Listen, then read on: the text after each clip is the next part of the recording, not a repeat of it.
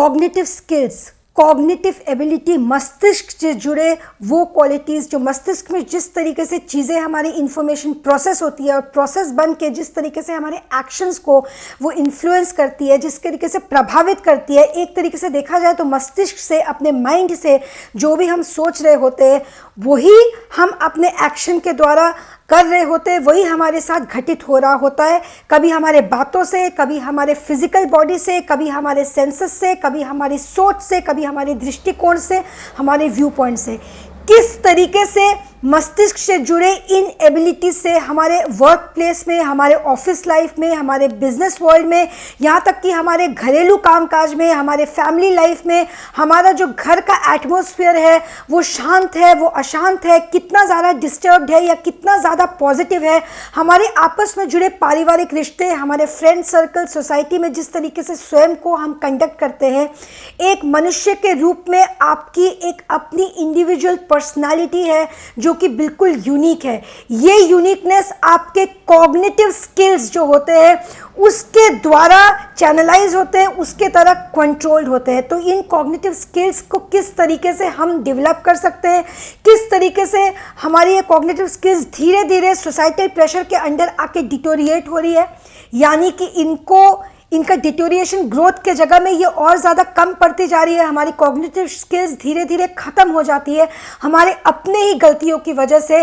जाने अनजाने हम स्वयं अपने कॉग्निटिव स्किल्स को और भी ज़्यादा खंडित कर देते हैं, उसको डिटोरिएट कर देते हैं।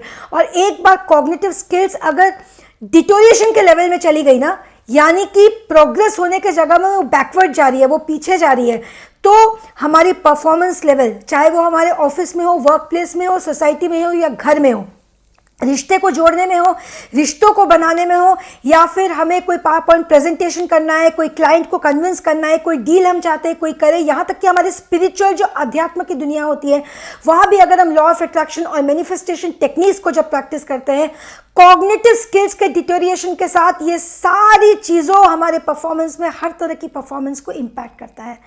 किस तरीके से इसको ओवरकम किया जा सके, ये डिटोरिएशन को किस तरीके से हम रोकेंगे, रोकने के लिए सबसे पहले हमें एजेंट्स को पता करना पड़ेगा कि कौन से वो एजेंट्स है, कौन से वो जरिया है, वो सोर्सेस है जिससे कॉग्निटिव स्किल्स हमारे नीचे जा रहे हैं। इस एजेंट को पता करके फिर किस तरीके से हमें रूल एंड रेगुलेशन, कुछ चीज़ें अप्लाई करनी है और वो चीज़ों को अप्लाई करके हमारी कॉग्निटिव स्किल और भी ज़्यादा रीबिल्ड होगी, और भी ज़्यादा सक्षम होगी, और भी ज़्यादा बढ़ेगी। सबसे पहले ये कॉग्निटिव स्किल्स कौन सी होती है? वर्क प्लेस में आपने सुना होगा सबसे पहले हार्ड स्किल्स होते हैं और सॉफ्ट स्किल्स होते हैं। हार्ड और सॉफ्ट स्किल्स जो हमारे होते हैं, जो हमारे कर्म क्षेत्र होते हैं, उसमें परफॉर्मेंस लेवल को पूरे तरीके से प्रभावित करते हैं।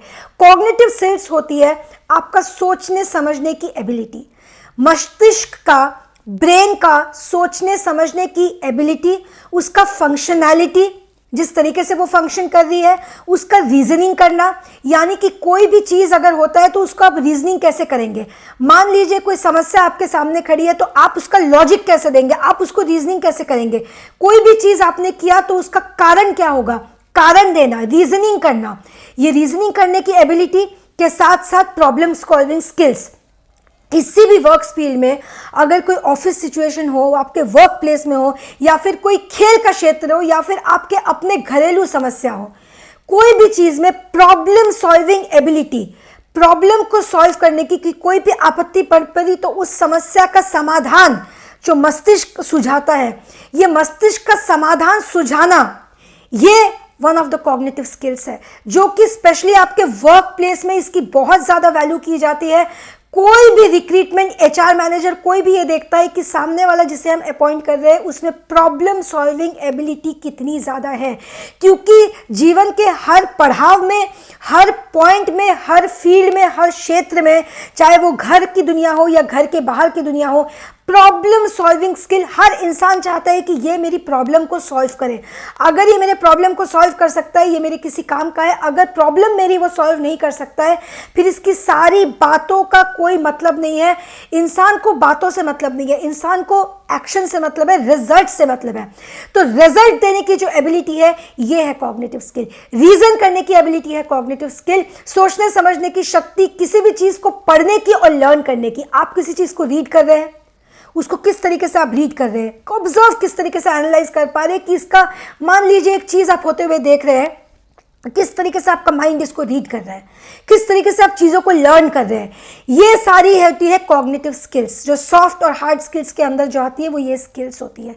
आप इन स्किल्स को डिटोरिएशन से कैसे बचाएं और इसको रिबिल्ड करने में किस तरीके से करें, इस तरीके का कौन सा कार्य हम प्रैक्टिस करें जिस तरीके से ये रिबिल्ड हो जाए। सबसे पहले डिटोरिएशन के एजेंट्स को पता कीजिए, जो बची कुची हमारी ऑलरेडी अंदर जो स्किल्स है, रिबिल्ड पे दूसरी जगह है। रिबिल्ड जब होगा उसको करने के लिए आपको कोई एक्शन लेना पड़ेगा। मान लीजिए आप कोई एक्शन नहीं ले रहे, आप सीधा आराम से बैठे हुए हैं, बैठे बिठाए आपके स्किल्स हर दिन कम होते जाते हैं, हर दिन डिटोरिएट होते जाते हैं, हर दिन आपकी क्षमताएं घटते जाती है। किस तरीके से? आपके स्ट्रेस एजेंट्स की वजह से।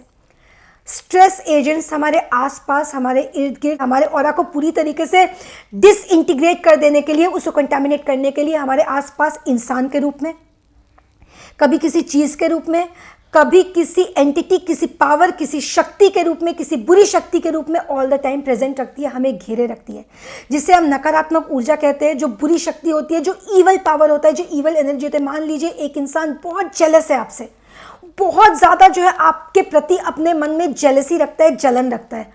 अब वो चाहे ना चाहे आपके ऑरा को पूरे तरीके से कंटामिनेट करने की पुरजोर उसकी कोशिश रहेगी। अगर वो मुंह से कुछ ना भी कहे, वो ऐसा वाइब्रेशन रेडिएट करेगा, वो इस तरीके की ऑरा रेडिएट करेगा कि वो कहीं ना कहीं आपके माइंड को डिस्टर्ब करेगी। यानी कि उसके प्रेजेंस में आप कभी शांतिपूर्वक, आपकी कॉग्निटिव जो स्किल्स हो रही होगी अंदर, वो कभी भी शांतिपूर्वक प्रोसेस नहीं कर सक रही होंगी। ये कॉग्निटिव स्किल करती क्या है? माइंड में इंफॉर्मेशन लेती है, इंफॉर्मेशन लेके ब्रेन के एक हिस्से से सारे हिस्सों में उसे प्रोसेस करवाती है और डिस्ट्रीब्यूट करती है।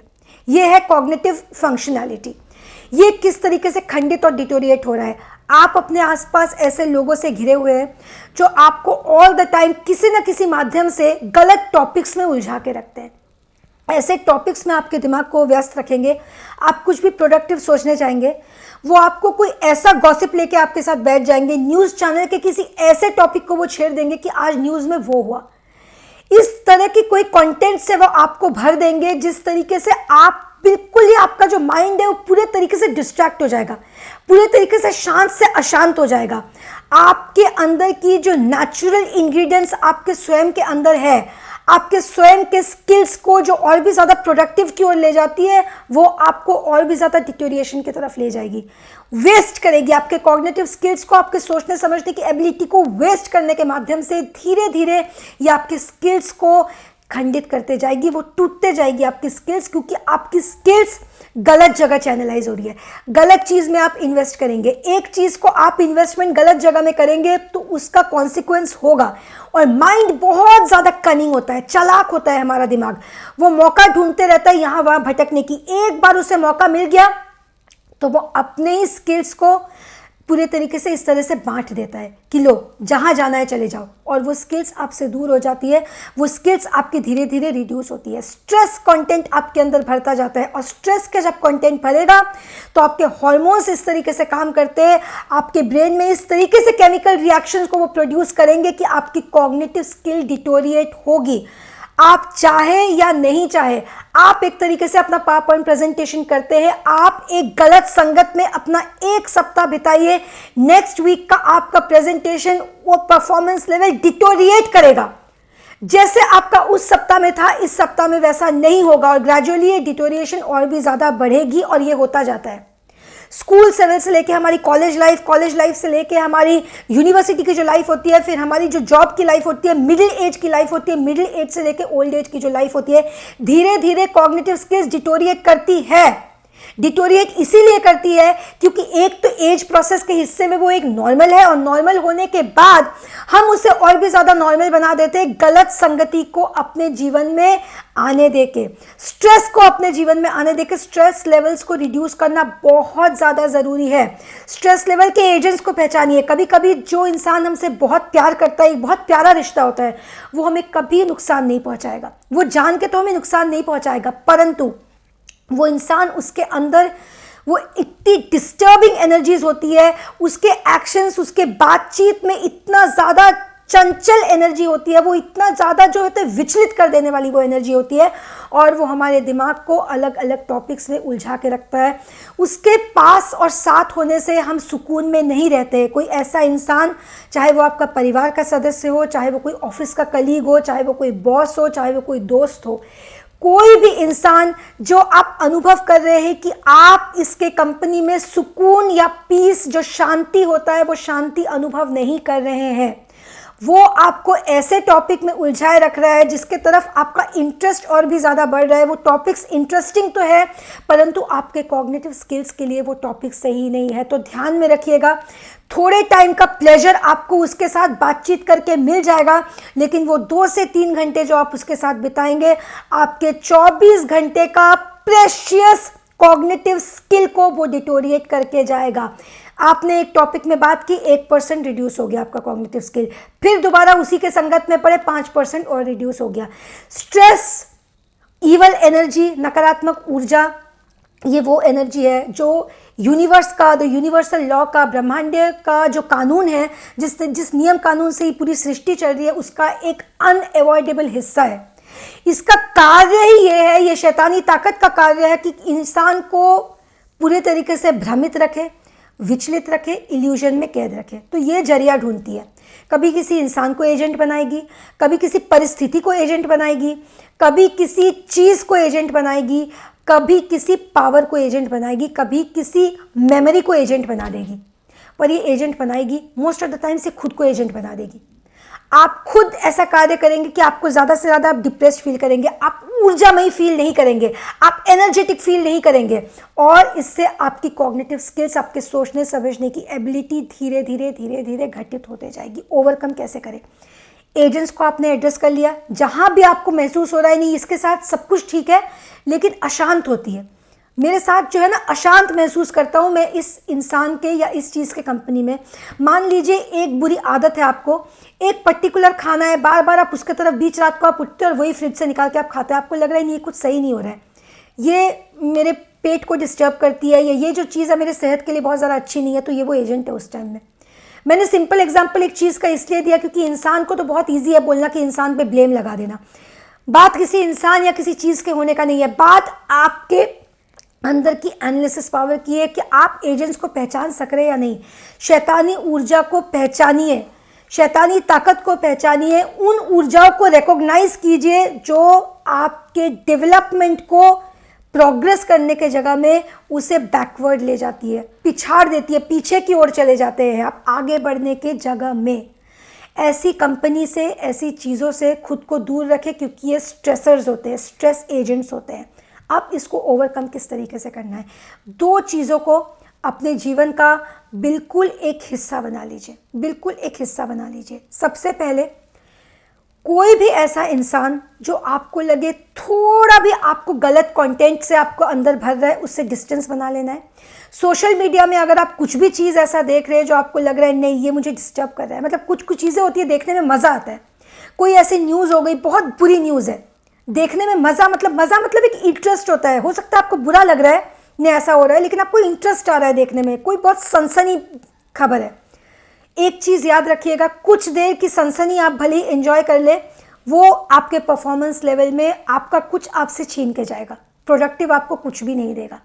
कंटेंट चाहे वो सोशल मीडिया, मोबाइल फ़ोन के माध्यम से हो, टीवी के माध्यम से हो, या किसी इंसान के माध्यम से हो, या किसी चीज़ के माध्यम से हो, कंटेंट आपके अंदर अगर स्ट्रेस जनरेट करेगी तो आपको समझ जाना है इससे आपको डिस्टेंस मेंटेन करना है।